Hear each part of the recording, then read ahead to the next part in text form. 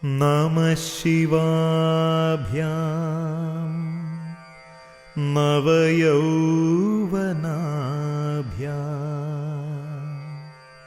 പരസ്പരാശ്ലിഷ്ടവപുർധരാഭ്യാം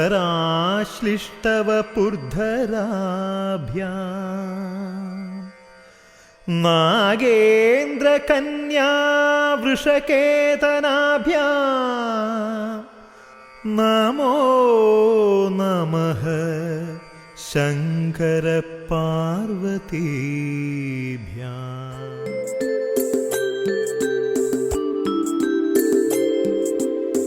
ശിവപഞ്ചാക്ഷര മന്ത്രമുണർന്നു ശ്രീകോവിൽ. ഇത് കാഞ്ഞിരമറ്റം ശ്രീ മഹാദേവ ക്ഷേത്രം.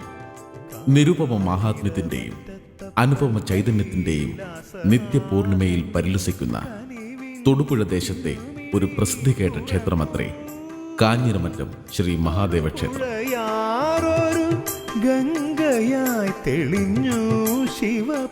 സൃഷ്ടിസ്ഥിതി സംഹാരങ്ങളിൽ സംഹാരകാരകനായ ഭഗവാൻ ശിവൻ തമോഗണ മൂർത്തിയത്രേ. ബ്രഹ്മാവിന്റെ രോഷത്തിൽ നിന്നുമാണ് ശിവന്റെ ജനനം എന്നാണ് ദേവി ഭാഗവതത്തിലെ പ്രതിപാദനം.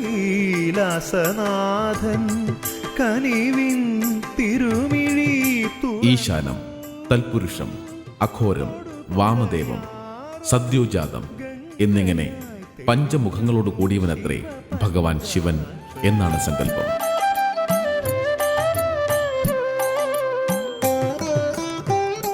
ശിവന്റെ വിവിധ മൂർത്തിഭേദങ്ങളിൽ ഒന്നായ ശ്രീ മഹാദേവനെയാണ് കാഞ്ഞിരമറ്റം ക്ഷേത്രത്തിൽ പ്രതിഷ്ഠിച്ച് ആരാധിച്ചു വരുന്നത്. ഇടുക്കി ജില്ലയിലെ കാഞ്ഞിരമറ്റത്ത് സർവ്വ ഐശ്വര്യങ്ങളുടെയും പ്രതീകമായി നിലകൊള്ളുന്ന ശ്രീ മഹാദേവ ക്ഷേത്രം അനേകങ്ങളുടെ ആരാധനാ കേന്ദ്രമത്രേ.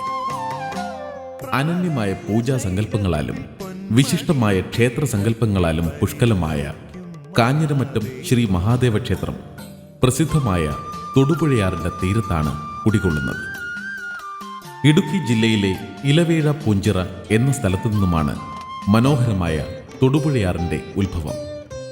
പഞ്ചപാണ്ഡവർ വനവാസക്കാലത്ത് കുടയത്തൂർ മലയുടെ മുകളിൽ വസിച്ചിരുന്നുവെന്നും പാഞ്ചാലിക്ക് കുളിക്കുവാനായി പഞ്ചപാണ്ഡവർ നിർമ്മിച്ച പൊയ്കയാണ് ഇലവീഴ പൂഞ്ചിറ എന്നുമാണ് വിശ്വാസം.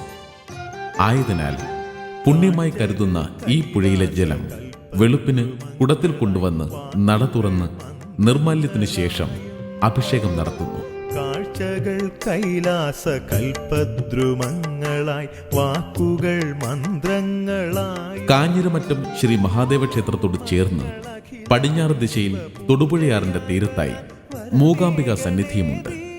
ഇവിടെ എല്ലാ സംക്രാന്തി തോറും പൂജയും വിദ്യാമന്ത്ര പുഷ്പാഞ്ജലിയും നവരാത്രിക്ക് പ്രത്യേക പൂജയും നടത്തപ്പെടുന്നു. പത്മത്തിലിരിക്കുന്ന ദേവിയും രണ്ടു ഭാഗത്തും പൊയ്കയിൽ നിന്നും താമര വർഷിക്കുന്ന ഗജങ്ങളും അടങ്ങുന്ന പ്രതിഷ്ഠയാണ് മൂകാംബിക പ്രതിഷ്ഠ.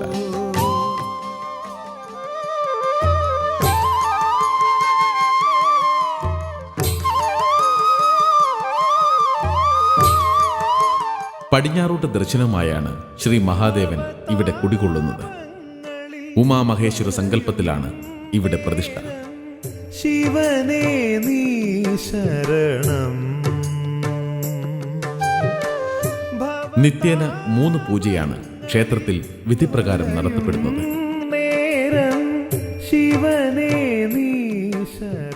കാഞ്ഞിരമറ്റം ശ്രീ മഹാദേവ ക്ഷേത്രത്തിലെ പ്രധാന വഴിപാട് ധാരയാണ്.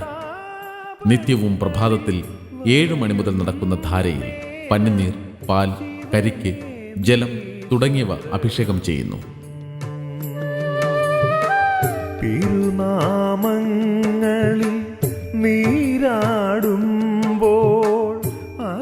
സർവവിധ സൗഭാഗ്യത്തിനായി നടത്തപ്പെടുന്ന ധാരയെ കൂടാതെ സർവ പാപനാശത്തിനായി ശംഖാഭിഷേകം ഇവിടെ നടത്തപ്പെടുന്നു. കുടുംബ സൗഭാഗ്യത്തിനായി നടത്തപ്പെടുന്ന 101 കുടം ജലാഭിഷേകം ഇവിടെ പ്രധാനമത്രേ.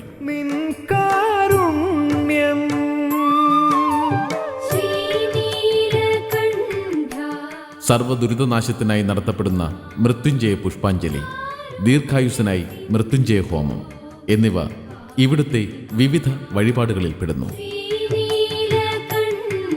മുഖ്യദേവനായ ശ്രീ മഹാദേവനെ കൂടാതെ ഉപദേവന്മാരായി കന്നിമൂലയിൽ ഗണപതിയും നാലമ്പലത്തിനു പുറത്ത് ദക്ഷിണഭാഗത്ത് പടിഞ്ഞാറോട്ട് ദർശനമായി അമൃതകല ശാസ്താവും വടക്കുഭാഗത്ത് കിഴക്കോട്ട് ദർശനമായി ദുർഗാദേവിയും കുടികൊള്ളുന്നു.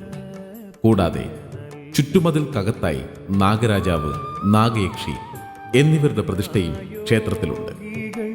കണ്ടു വണങ്ങിയ നാദശരീ കന്നിമൂല ഗണപതിയെ കൂടാതെ സർപ്പപ്രതിഷ്ഠകൾക്ക് സമീപമുള്ള ഗണപതി ഈ ക്ഷേത്രത്തിലെ ഒരു പ്രത്യേകതയാണ്. കാലിന കൈ തൊഴുന്നേ.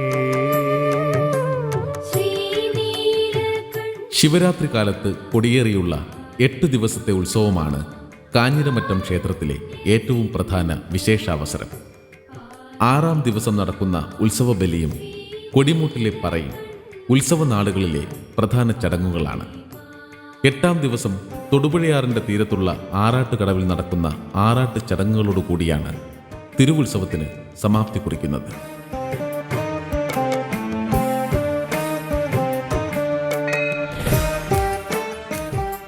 തിരുവുത്സവത്തെ കൂടാതെ ധനുമാസത്തിലെ തിരുവാതിര മഹോത്സവം, അശ്വതി നാളിൽ കാരിക്കോട് ക്ഷേത്രത്തിലേക്കുള്ള താലപ്പൊലി എഴുന്നള്ളിപ്പ്, കർക്കിടക വാവ് എന്നിവയും ക്ഷേത്രത്തിലെ മറ്റു വിശേഷാവസരങ്ങളാണ്.